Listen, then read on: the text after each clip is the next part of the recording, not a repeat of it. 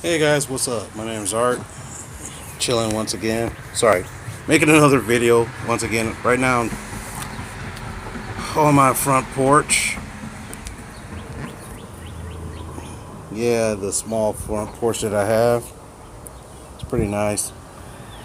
Yeah, it's funny. A bunch of skunks live underneath our porch, and like a couple nights ago, I was sitting out here, just relaxing. All of a sudden, I saw three of them walking out on my porch. I'm like, oh, I thought they only come out at dark.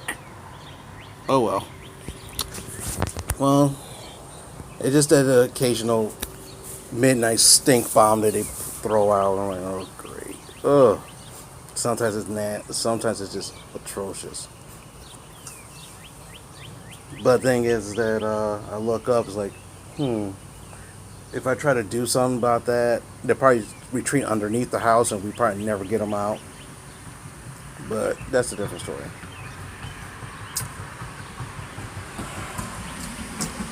The one thing that's been on my mind recently, I don't know, for some reason, I've been very, very talkative. In other words, want to do more and more videos.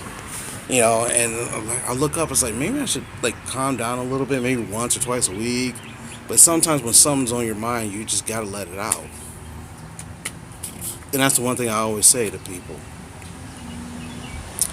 you got a problem, and everybody knows you got a problem. Just let it out. Just talk about it. I told this one person, if you got a problem, hold on a second.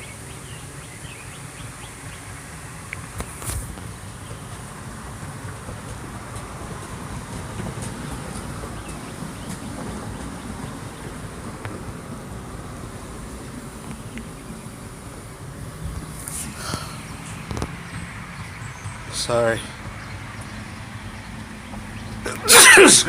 Stupid weather is killing my sinuses. But one thing I learned is about one thing that's been on my mind is one of my old favorite groups I used to listen to back in the day was called Depeche Mode, and I pulled out one of their recent CDs I bought recently, and they had this song called "Damaged People."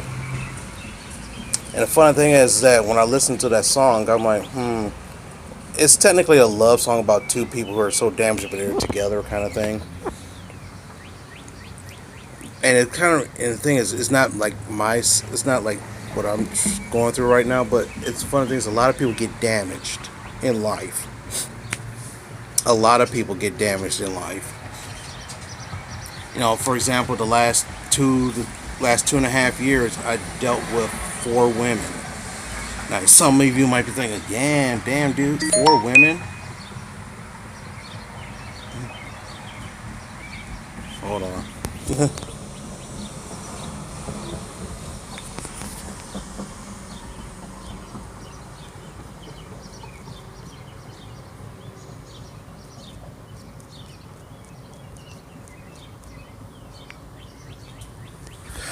Somebody's trying to update me on some stuff that I had to talk to right away. But anyway, I'm squeezing this video. I don't care.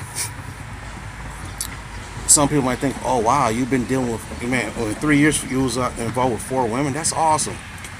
It's not awesome. When I say dealing with four women, it does not mean I'm dating four women. It's just if those four women that was in my life that damaged me. Let's just put it that way.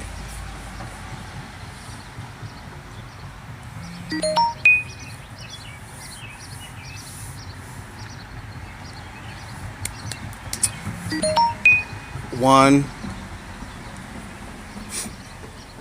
one I actually had a relationship with. I was in love with her, but she only loved me for what I can do for her. And the funny thing was, by the time I realized that, I was so entrenched in that, and it took me a while to get out of that shit. The good thing I got out of it was because she left, and that was good. And but the thing is that I felt so hurt because like this person was like wasn't paying attention to me for a while. So I started talking to other people. She found out and she got jealous, and I'm like, if you're not paying attention to me and someone else willing to, Why be jealous? And then it's always the promises. I'll promise I'll do this. I'll promise, and promise is just empty. It turned out to be empty shit. But thing is, I learned from that. Another one was during that time, that girl's sister shows up around me, wanted me to like help her out for a little bit. Not in the terms of what I did with her sister, but more in terms of she's coming to town. She needs some people to hang out with, and if she's not working, she came into town for a hot second to work, and if I'm free and she's free, to hang out kind of stuff. Yeah, so I did. And that was stressful as all hell. She leaves. She leaves for a couple months. Comes back. Her boyfriend works out here now. Her boyfriend at the time worked out here. And I'm like, okay. I'm like, cool. Good for you guys. They had this sweet deal where he worked in construction, where he works on like those building like office complexes or something like that. Now all of a sudden I look up and I'm like, okay, cool. And she said she's going to go to work out here for a hot second. I'm like, okay, fine. And if I could take her back and forth, and the thing is, I go through and I get emotionally sucked in because of all the stuff that's going on with me and her sister. Next, all of a sudden, I end up helping her out, or what my man calls simping. I started doing that, and I'm like, what the fuck's going on? I'm like, what the hell?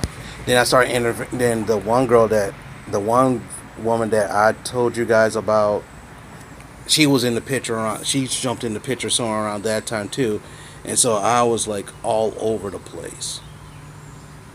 And the funny thing is, both of them left me drained financially, emotionally. But the thing is, I'm surviving.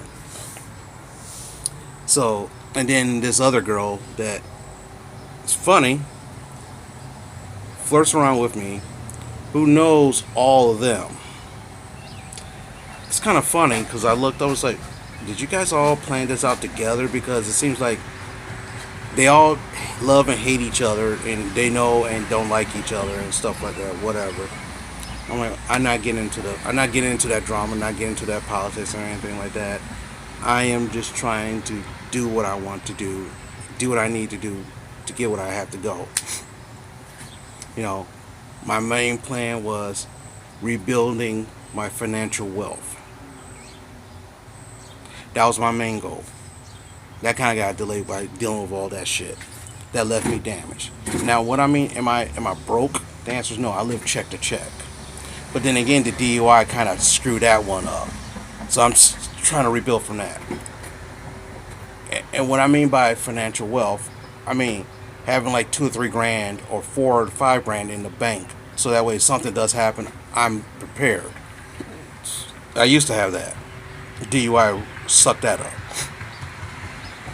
But the thing is, that shit left me damaged.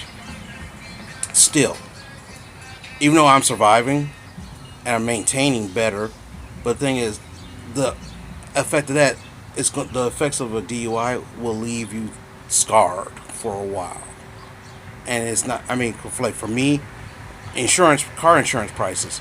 So my car insurance went up 100%. First, I was paying $100 a month. Now I'm paying $220 on a car that's 15 years old with rust all over it because I got a drunk driving offense. Are you fucking kidding me? But then again, that's Michigan. We always have high car insurance prices anyway. So now, one of the things I was planning on doing is getting another vehicle, which I'm very close to doing. Because that 15-year-old vehicle is down right now. So for the last like 2 weeks, ever since Memorial Day, I technically have not had my own car. To being able to drive my own car. So I Wednesday I have a test. I could through my union, I could test drive a car. I'm not. I'm going to leave that on the wraps for now because I've yet. What happened is that I get to test drive this car. If I like it, I'm buying. They'll help me buy it. This company will help me buy this car. So that's what I'm looking at right now. So I did the research on this car. I like the specs on it. I may not like the actual, amenities on it too much, but hey, it's a 2017 for 15 grand. You can't really beat that price. Really, you probably could, but so I'm trying to see. So what happens Wednesday? I'll figure out what's going on with there. So I'm trying. That's what I'm trying to do. So what happened? That got delayed month, at least a half a year to a year to a half a year and a half or something like that. And the thing is that and what I mean by damage, it's like scarring. You don't really. And some scars are very easy to mask, and some scars are not. So I look up and it's like, you know what, dealing with some of these people, true, some people say, well, you deal with the wrong people, or maybe because I'm too nice, I attract these kinds of things. And, tell you the truth, you probably, and pretty much everybody could be true on sorry, all those aspects could be true.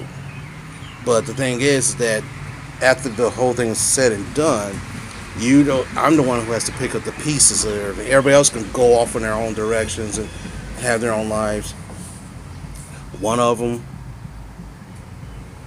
supposedly got a guy that she dating that he has money, and so what happens? So she's happy with that. So I'm fine with that. The other one, her sister, relapsed, doing all sorts of shit. I'm fine with that. As long as she stays away from me. The other girl, the other girl I talked to you about, her best friend, one of her friends contacted me recently, asked me how come I don't talk to her anymore and stuff like that. And it's like she was like trying to tell me that, I should put that in the past because her daughter is like halfway dead. She had a seizure and she never came out of it. So for like 2.5 to 3 weeks, she was technically touch and go.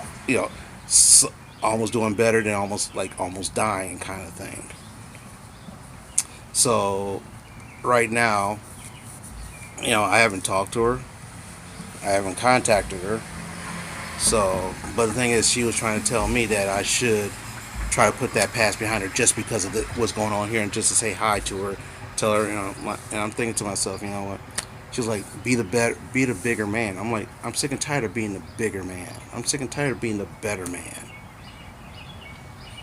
And I said, why don't you tell her to apologize to me first? She ain't gonna do that. Well, hey, tell her you talk to. If you want to tell her you talk to me, fine. Tell her that I'm sorry things are happening this way. But that's but there's some. I can't deal with this right now. This other girl,